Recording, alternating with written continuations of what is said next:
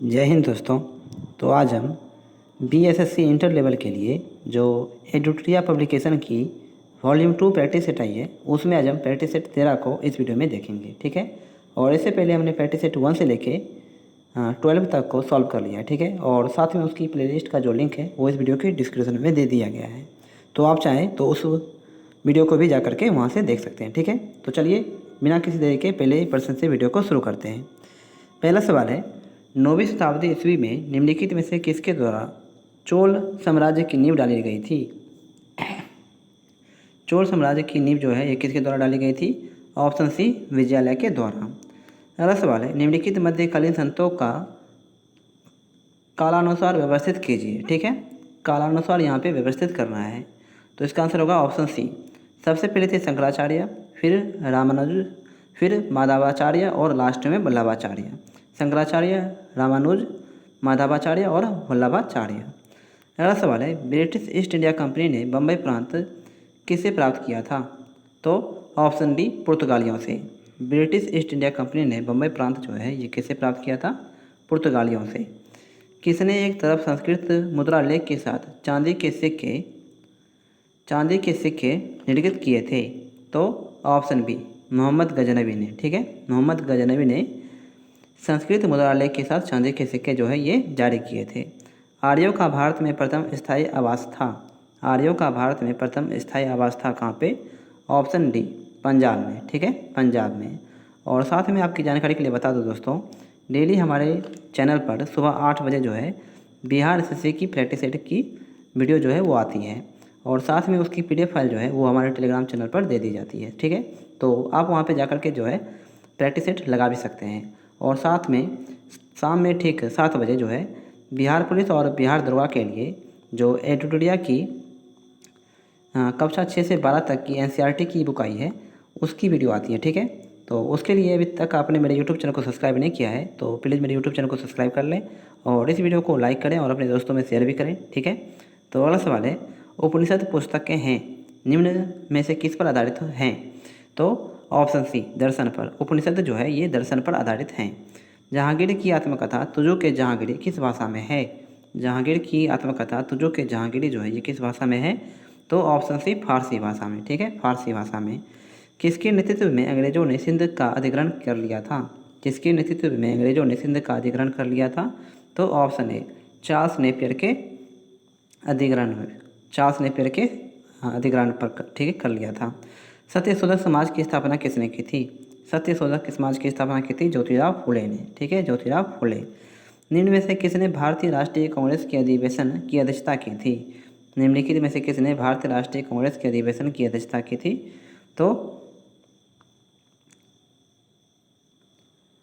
तो बरुद्दीन तैयब जी ने की थी, रमेश चंद्र दत्त ने की थी, और साथ में गोपाल कृष्ण गोखले भी ने की थी। ठीक है, इन तीनों ने जो है भारतीय राष्ट्रीय कांग्रेस की अध्यक्षता की थी, यानी ऑप्शन नंबर सी होगा इसका राइट आंसर। अगला सवाल है, बॉम्बे प्रेसिडेंसी एसोसिएशन की स्थापना में कौन शामिल नहीं थे? बॉम्बे प्रेसिडेंसी एसोसिएशन की स्थापना में कौन शामिल नहीं थे? तो ऑप्शन ए, आनंद चार्लो जो है इसमें शामिल नहीं थे, आनंद चार्लो। दीवान ए अर्ज विभाग से संबंधित है। दीवान ए अर्ज विभाग जो है ये किससे संबंधित है? तो ऑप्शन सी, रक्षा विभाग से। ठीक है, रक्षा विभाग से। अगला सवाल है, 18 वर्ष की आयु पर मताधिकार का प्रयोग पहली बार आम चुनाव में कब किया गया था? 18 वर्ष की आयु में मताधिकार का प्रयोग पहली बार जो है आम चुनाव में कब किया गया था? तो ऑप्शन सी, 1989 ईस्वी में। ठीक है, 1989 ईस्वी में। अंतर्राज्यीय परिषद के गठन का प्रावधान भारतीय संविधान के किस अनुच्छेद में वर्णित है? तो ये है ऑप्शन बी, अनुच्छेद 263 में। ठीक है, अनुच्छेद 263 में। भारत की संविधान सभा का संवैधानिक सलाहकार कौन था? भारत की संवैधानिक सभा का संवैधानिक सलाहकार जो है ये कौन था? Option C, sir BN. Rao. Sir BN. Rao. राज्य की विधानसभा के सत्रावासन का आदेश किसके द्वारा दिया जाता है? राज्य की विधानसभा के सत्रावासन का आदेश जो है ये किसके द्वारा दिया जाता है? तो ऑप्शन सी, राज्य के राज्यपाल के द्वारा। अगला सवाल है, भारत में संसदीय प्रश्न पूछने की प्रक्रिया सर्वप्रथम किस अधिनियम द्वारा शुरू की गई थी? भारत में संसदीय प्रश्न पूछने की प्रक्रिया जो है सर्वप्रथम किस अधिनियम द्वारा शुरू की गई थी? तो ये शुरू की गई थी ऑप्शन बी, भारत परिषद अधिनियम 1982 के द्वारा, भारतीय परिषद अधिनियम 1982 के द्वारा। अगला सवाल है, कानून द्वारा स्थापित प्रक्रिया किस देश से लिया गया है? कानून के द्वारा जो स्थापित प्रक्रिया है ये लिया गया है ऑप्शन बी, जापान के संविधान से। अगला सवाल है, भारतीय संविधान के किस लेख में शोषण के विरुद्ध अधिकार दिया गया है? शोषण के विरुद्ध जो है ये अधिकार दिया गया है ऑप्शन ए, अनुच्छेद 23 और 24 में, अनुच्छेद 23 और 24 में। सरकारी आयोग का गठन किस वर्ष सरकारी आयोग का गठन किस विषय पर रिपोर्ट देने के लिए किया गया था? तो ऑप्शन बी, केंद्र राज्य संबंध पर, ठीक है, केंद्र राज्य संबंध पर। सुबर्णसिरी किसकी सहायक नदी है? सुबर्णसिरी जो है ये किसकी सहायक नदी है? तो ऑप्शन ए, ब्रह्मपुत्र की सहायक नदी है सुबर्णसिरी। अगला सवाल है, निम्नलिखित में से कौन सा युग्म सम्मिलित नहीं है? कौन सा युग्म जो है ये सम्मिलित नहीं है? तो कोयली जो है ये गुजरात में है, ये बिल्कुल सही है। नागपट्टिनम ये आंध्र प्रदेश में है, ये कथन जो है गलत है। नुमालीगढ़ असम में है, ये भी सही है। और मनाली तमिलनाडु में है, ये भी सही है, यानी ऑप्शन बी होगा इसका सही आंसर। अगला सवाल है, पृथ्वी सूर्य की सबसे नज़दीक होती है? पृथ्वी सूर्य की सबसे नज़दीक होती है कब? तो ऑप्शन ए, 3 जनवरी को, ठीक है, 3 जनवरी को। यदि पृथ्वी की घूर्णन गति ना हो तो इसका परिणाम यह होगा कि नीचे दिए गए कूट का प्रयोग सही उत्तर को चुनिए। सही उत्तर को आपको यहाँ पे चुनना है तीनों में से। तो सूर्योदय और सूर्यास्त नहीं होगा यदि पृथ्वी की घूर्णन गति ना हो, और दिन और रात्रि चक्र नहीं होगा। ये दोनों कथन जो है ये बिल्कुल सही है, यानी ऑप्शन नंबर पी होगा इसका सही आंसर। ये ऋतु परिवर्तन जो है दोस्तों, ये घूर्णन गति के कारण नहीं, ये परिक्रमण जो गति होती है ये उसके कारण होती है ऋतु परिवर्तन, ठीक है। तो इसे आप याद रखिएगा। घूर्णन गति के कारण क्या होती है? सूर्योदय और सूर्यास्त नहीं होगा, दिन और रात्रि चक्र नहीं होंगे, ठीक है। और ऋतु परिवर्तन किसके कारण होता है? तो परिक्रमण गति के कारण। अगला सवाल है, जिस जवारों की ऊंचाइयां सामान्य ज्वार से 20% अधिक होती है उन्हें क्या कहते हैं? जिन जवारों की ऊंचाइयां सामान्य ज्वार से 20% अधिक होती है उन्हें क्या कहते हैं? ऑप्शन है, वृहत ज्वार भाटा, वृहत ज्वार भाटा। निम्नलिखित में से कौन सी नदी बंगाल की खाड़ी में नहीं गिरती है? कौन सी नदी जो है ये बंगाल की खाड़ी में नहीं गिरती है? ऑप्शन सी, महानदी जो है ये बंगाल की खाड़ी में नहीं गिरती है, महानदी। अगला सवाल है, नीचे सूची 1 और सूची 2 दिया गया है, इसका जो है आपको मिलान करना है। ज्वालामुखी पर्वत और ये किस देश में है, इसको आपको यहाँ पे मिलान करना है, ठीक है। तो चलिए देखते हैं। मियाना ज्वालामुखी कहाँ पर है? तो फिलीपींस में, ठीक है। अगला है माउंट शास्ता ज्वालामुखी कहाँ है? यूएसए में। चिम्बोरेजा ज्वालामुखी है, ये कहाँ पर है? तो इक्वाडोर में। और माउंट हेक्ला ज्वालामुखी कहाँ है? तो आइसलैंड में। माउंट हेक्ला ज्वालामुखी कहाँ है? आइसलैंड में। ऑप्शन बी होगा इसका राइट आंसर। अगला सवाल है, किस पंचवर्षीय योजना के अंतर्गत समाजवादी ढांचे की स्थापना का संकल्प लिया गया था?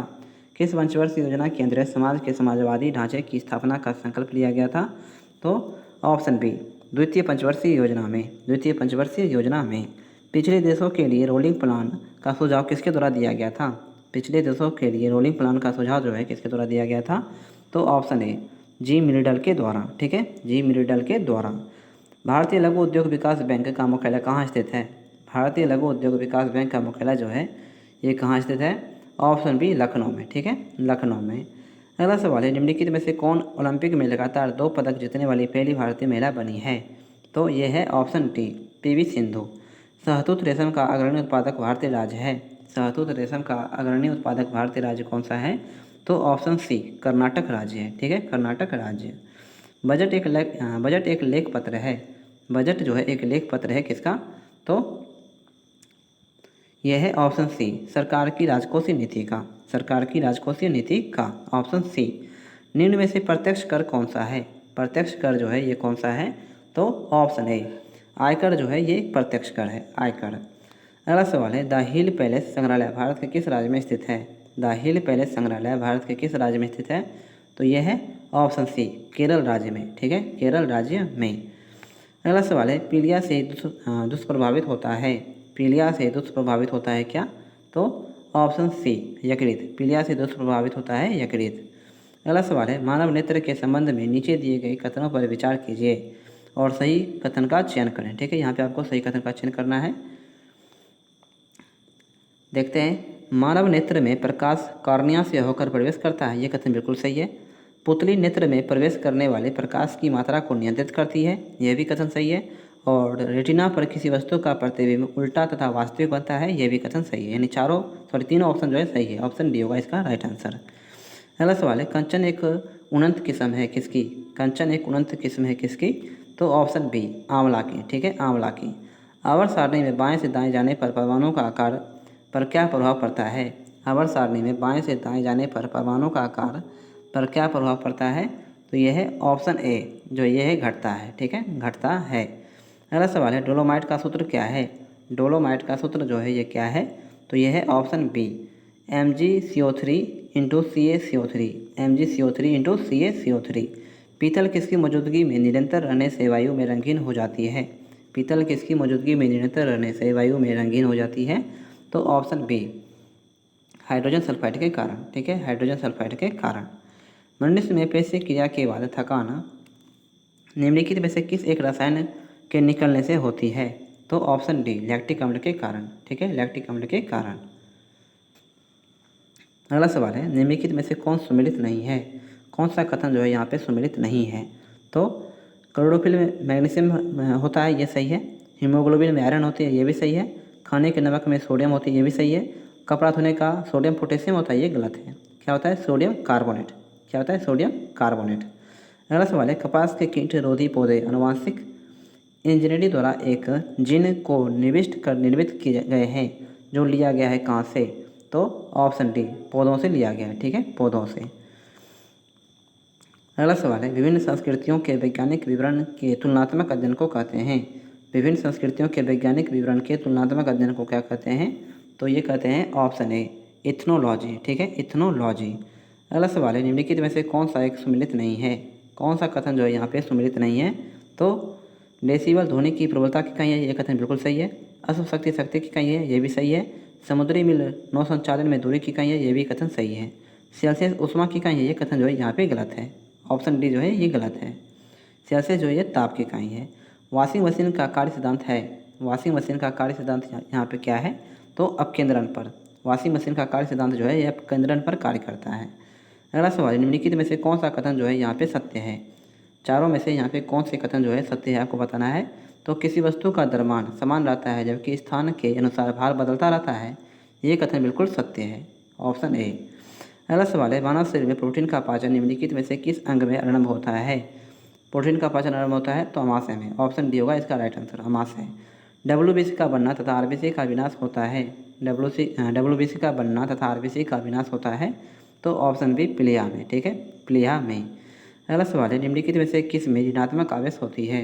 निम्नलिखित में से किस में जो है ऋणात्मक आवेश होती है? तो यह है ऑप्शन सी बीटा कण में। ठीक है, बीटा कण में। अगला सवाल है, एक तत्व के समस्थानिक अलग अलग होते हैं। एक तत्व के समस्थानिक अलग अलग होते हैं तो ऑप्शन डी परमाणु संख्या में। ठीक है, परमाणु संख्या में। थैलेसीमिया एक रोग में शरीर निम्न के संश्लेषण की क्षमता नहीं रखता। थैलेसीमिया के रोगी में शरीर निम्न के संश्लेषण की क्षमता नहीं रखता है तो ऑप्शन सी हीमोग्लोबिन की। ठीक है, हीमोग्लोबिन की। अगला सवाल है, सूची 1 और सूची 2 का जो है यहाँ पे आपको मिलान करना है। हाइड्रोलिक दाब का सिद्धांत। हाइड्रोलिक दाब का सिद्धांत जो है ये किस पर आधारित है? तो पास्कल ने इसको दिया था। ठीक है, गति की जड़त्व का सिद्धांत जो है ये किसने दिया था? तो गैलीलियो ने। ठीक है, गैलीलियो ने। सौर प्रणाली की हेलियोसेंट्रिक सिद्धांत किसने दिया था? तो ये दिया था कोपरनिकस ने। और गुरुत्वाकर्षण का सार्वभौमिक नियम किसने दिया था? तो न्यूटन ने। ऑप्शन नंबर बी होगा इसका सही आंसर। अगला सवाल है, हवाई जहाज़ से यात्रा करते समय पेन से स्याही निकलने लगती है। हवाई जहाज़ से यात्रा करते समय पेन से स्याही जो है निकलने लगती है, किस कारण? तो ऑप्शन ए वायुदाब में कमी के कारण। वायुदाब में कमी के कारण। वास्तविक गैस किन परिस्थितियों में आदर्श गैस का व्यवहार करती है? वास्तविक गैस किन परिस्थितियों में आदर्श गैस का व्यवहार करती है? तो ऑप्शन बी निम्न दाब और उच्च ताप पर। निम्न दाब और उच्च ताप पर। निम्नलिखित में से किस टेप रिकॉर्ड का टेप लेपित होता है? टेप रिकॉर्ड का टेप जो है ये लेपित होता है ऑप्शन बी फेरोमैग्नेटिक चूर्ण से। फेरोमैग्नेटिक चूर्ण से।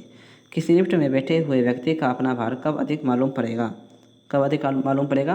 तो ऑप्शन है जब लिफ्ट त्वरित गति से ऊपर जा रही हो। जब लिफ्ट जो है ये त्वरित गति से ऊपर जा रही हो।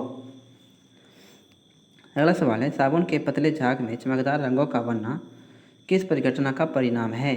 तो यह है ऑप्शन ए, बहुलित परिवर्तन और व्यतिकरण का। बहुलित परावर्तन और व्यतिकरण का। सर्वाधिक विद्युत चालकता वाला तत्व क्या है? सर्वाधिक विद्युत चालकता वाला तत्व जो है ये क्या है? तो यह है ऑप्शन ए, चांदी। ठीक है, चांदी। अगला सवाल है, जी मंडल आरक्षित क्षेत्रों की पहली परियोजना स्कीम कौन सी थी? जी मंडल आरक्षित क्षेत्रों की पहली परियोजना स्कीम कौन सी थी? तो यह है ऑप्शन बी, नीलगिरी जीवमंडल आरक्षित क्षेत्र। नीलगिरी जीवमंडल आरक्षित क्षेत्र। विद्युत ऊर्जा को यांत्रिक ऊर्जा में बदलने वाली युक्ति है। विद्युत ऊर्जा को यांत्रिक ऊर्जा में बदलने वाली युक्ति कौन सी है? ऑप्शन सी, विद्युत मोटर। ठीक है, विद्युत मोटर। जैविक अन्योन्य क्रिया के किस प्रकार में एक जाति को लाभ तथा दूसरी जाति को हानि होती है? तो यह है ऑप्शन ए, परजीविता। जैविक अन्योन्य क्रिया के किस प्रकार में एक जाति को लाभ तथा दूसरी जाति को हानि होती है? तो परजीविता में। निम्नलिखित में से कौन सा जैविक नाइट्रोजन निर्धारण से संबंधित है? निम्नलिखित में से कौन सा जैविक नाइट्रोजन निर्धारण से संबंधित है? तो यह है ऑप्शन डी, नीला हरा शैवाल। ठीक है, नीला हरा शैवाल। पारा प्रदूषण के रूप में किसे उत्सर्जित होता है? पारा प्रदूषण के रूप में किसे उत्सर्जित होता है?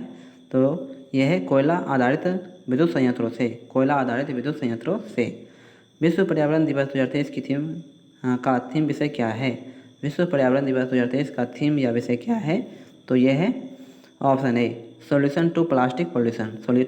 Solution to plastic pollution. हाल ही में प्रदान किए गए जीआई टैग उत्पादों के संबंध में कौन सम्मिलित नहीं है? कौन सा सम्मिलित यहाँ पे नहीं है? तो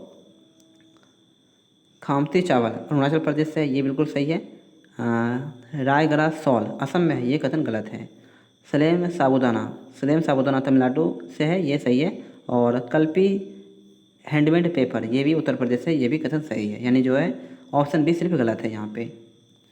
अगला सवाल है, वार्ड एंड वुमेन पुस्तक के लेखक कौन है? वार्ड एंड वुमेन पुस्तक के लेखक जो है यहाँ पे कौन है? तो यह है option A, doctor M.A. Hasan. Doctor M.A. Hasan. अगला सवाल है, विश्व खुशहाली सूचकांक 2023 में भारत का स्थान क्या है? विश्व खुशहाली सूचकांक 2023 में भारत का स्थान जो है क्या है? तो यह है ऑप्शन ए, 126वां स्थान। 126वां स्थान। अगला सवाल है, विश्व पर्यटन संगठन द्वारा भारत के किस गांव को सर्वश्रेष्ठ पर्यटन गांव 2023 का पुरस्कार दिया गया है? तो ऑप्शन डी, थोरडो गुजरात को। थोरडो गुजरात को। भारत की पहली पुलिस ड्रोन यूनिट किस शहर में लॉन्च की गई? भारत की पहली पुलिस ड्रोन यूनिट किस शहर में लॉन्च की गई है? तो ऑप्शन बी, चेन्नई में। अगला सवाल है, माउंट एवरेस्ट के पास 21,500 फीट से स्काई डाइव करने वाली पहली महिला कौन बनी है? तो यह है ऑप्शन ए, शीतल महाजन। ठीक है, शीतल महाजन। 2023 एशियाई एथलेटिक्स चैंपियनशिप में भारत ने पदक तालिका में कौन सा स्थान प्राप्त किया है? तो ऑप्शन सी, तीसरा स्थान प्राप्त किया है एशियाई एथलेटिक्स चैंपियनशिप में भारत ने, तीसरा स्थान। वर्ष 2023 के रमन मैग्सेसे अवार्ड से सम्मानित 4 संयुक्त विजेताओं में से कौन भारतीय व्यक्ति शामिल है? तो option C, doctor Ravi Kannan R. Doctor Ravi Kannan R. वर्ष 2023 का अर्थशास्त्र क्षेत्र में नोबेल पुरस्कार किसे प्रदान किया गया? वर्ष 2023 का अर्थशास्त्र क्षेत्र में नोबेल पुरस्कार जो है किसे प्रदान किया गया? तो ऑप्शन सी, क्लाउडिया गोल्डिन को। ठीक है, क्लाउडिया गोल्डिन को। तो आज की वीडियो जो है दोस्तों यहीं पे समाप्त करते हैं और आशा है कि ये वीडियो आपको अच्छी लगी हो। ठीक है, तो मिलते हैं अगली वीडियो में, तब तक के लिए जय हिंद, जय भारत।